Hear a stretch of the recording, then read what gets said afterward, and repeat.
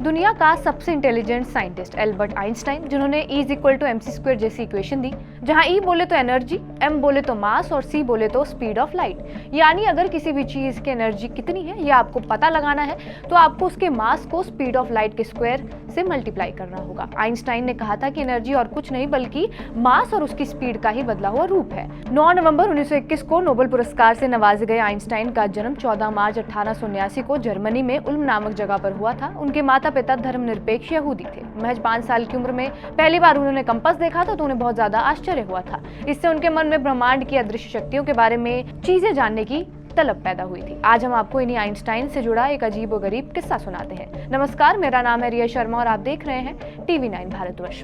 पहली बार 12 साल की उम्र में ज्योमेट्री की किताब जब आइंस्टाइन ने पकड़ी तो उसने उन्हें प्यार से नाम दे दिया होली लिटिल ज्योमेट्री बुक। इसके बावजूद मीडियोकर आइंस्टाइन को युवावस्था में कोई भी पता नहीं था कि उनका लक्ष्य क्या है, लेकिन 1915 में देखिए उन्होंने जनरल रिलेटिविटी का सिद्धांत दे दिया। इसके 6 साल बाद ही 1921 में उन्हें फिजिक्स के लिए नोबेल पुरस्कार से भी सम्मानित किया गया था। 18 अप्रैल 1955 को एल्बर्ट आइंस्टाइन की पेट की गंभीर समस्या के चलते अस्पताल में मौत हो गई। अपने घुंघराले बालों से दुनिया भर में पहचान बनाने वाले आइंस्टाइन के निधन के बाद उनका पोस्टमार्टम किया गया था। अपनी मौत से ठीक पहले रात में 1:15 बजे इस महान वैज्ञानिक ने जर्मन भाषा में कुछ शब्द कहे थे।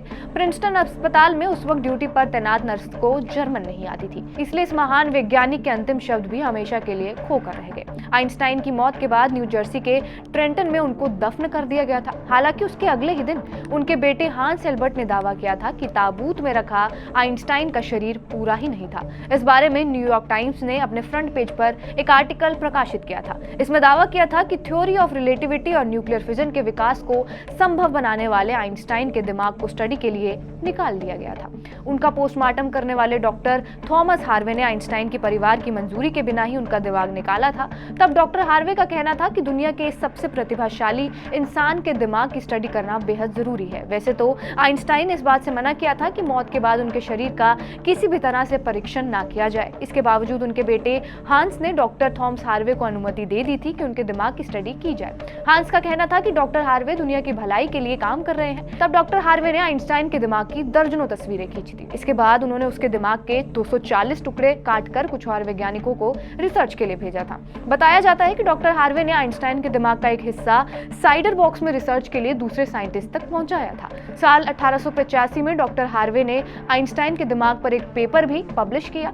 इसमें उन्होंने लिखा था कि यह दिमाग किसी एवरेज दिमाग से काफी अलग दिखता है, इसीलिए ये अलग तरीके से काम कर पाता है। 90 के दशक में डॉक्टर हार्वे ने आइंस्टाइन की पोती को उनके दिमाग का एक हिस्सा गिफ्ट करने की कोशिश भी की, पर उसने इसे लेने से इनकार कर दिया। फिलहाल आइंस्टाइन के दिमाग को फिलाडेल्फिया के म्यूटर म्यूजियम में रखा गया है। इसे खास जार में केमिकल से संरक्षित किया गया है। बहरहाल आइंस्टाइन की इस वीडियो पर आपका क्या कुछ कहना हमें कमेंट बॉक्स में जरूर बताएं।